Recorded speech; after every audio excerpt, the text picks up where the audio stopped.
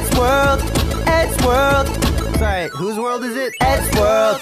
With Tom, both angry and rude. Maybe it's his smarts, maybe it's the dude. One thing's for certain, he doesn't make sense. Half the time it's gibberish, the other half's in googly blintz. What? And Matt, purple hoodie, also green overcoat. No one likes him as much as himself. He's got a formidable chin, though he doesn't know that word, cause he's got the intelligence of the kitchen shelf. Hey. Ed, Green hoodie, usually the leader, probably the first of them all to poke fun.